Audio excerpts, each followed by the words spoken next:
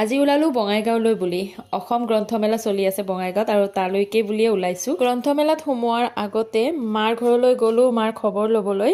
যিসকলে মোৰ ভিডিঅ' চাই তেওঁলোকেতো গমেই পায় মাৰ যে কিছুদিন আগত ভৰি ভাঙিছিল। বৰ্তমান ভৰিখন ভাল পাইছে। ভাবিছিলো আপোনালোকক মাকো দেখুৱাই দিম, এটা ভিডিঅ' বনাম, কিন্তু পাহৰি থাকিলো। মাৰ লগত কথা কৈ থাকিলে বেলেগ কথা আৰু মনতে নপৰে জানেনে।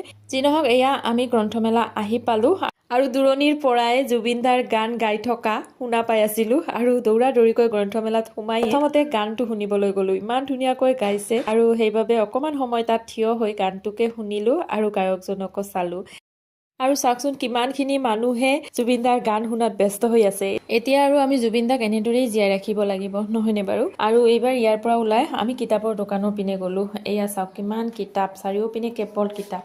কিতাপ নথকা জাতিক গামোচাই বচাব নোৱাৰে। জুবিন গাৰ্গ ডাঙৰীয়াৰ এইষাৰি কথা ইয়াত ধুনীয়াকৈ লিখি থৈ দিছে। কিতাপ পঢ়া অভ্যাসটো যদি থাকে তেতিয়াহ'লে আপুনি জীৱনত কেতিয়াও নিঃসংগ অনুভৱ কৰিব নালাগে। কিতাপ হৈছে এনেকুৱা এজন বন্ধু যিয়ে আমাক বিভিন্ন কথা শিকায়, লগতে জ্ঞানৰ পৰিসৰো আমাৰ বঢ়ায়। কিতাপৰ দোকানবোৰত সোমোৱাৰ পৰাই এখন কিতাপ আমি বিচাৰি আছিলোঁ। সেইখন হৈছে পিতৃৰ দৃষ্টিত জুবিন। আমি বিচাৰি পোৱাই নাছিলোঁ, অৱশেষত এখন দোকানত বিচাৰি পালোঁ। কিতাপখন প্ৰায় শেষেই হৈছে বোলে। যি নহওক ভাগ্যক্ৰমে কিতাপখন পালোঁ আৰু সেইখন কিতাপ আমি ল'লোঁ, লগতে আৰু দুই এখন কিতাপ লৈ আমি গ্ৰন্থমেলাৰ পৰা উভতি আহিলোঁ। আৰু আহি আমি তুলঙীয়া কালী মন্দিৰত সোমালোঁ। ইয়াতে কালী পূজাৰ পৰাই এখন মেলা হৈ আছিলে আৰু ইয়াতে অকণমান মেলা চাবলৈ সোমালোঁ।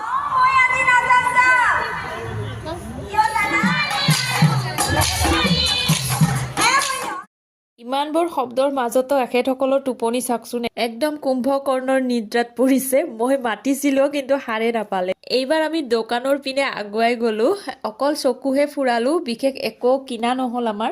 অৱশ্যে কিনিবলৈ যোৱাই নাছিলো, এনে চাবলৈহে গৈছিলো। যি নহওক সকলোবোৰ চোৱা হোৱাৰ পিছত ঘৰ অভিমুখে উভতি আহিলো। আজিৰ এই ধুনীয়া সন্ধিয়াটো সাঁচি ৰখাৰ উদ্দেশ্যেৰে ভিডিঅ'টো বনালো, লগতে আপোনালোককো দেখুৱালো। কেনেকুৱা পালে জনাব। যদি ভাল লাগিল লাইকো এটা কৰি দিব। আপোনালোকৰ মাজলৈ আকৌ অহাৰ আশাৰে আজিলৈ এৰিলো। Bye bye.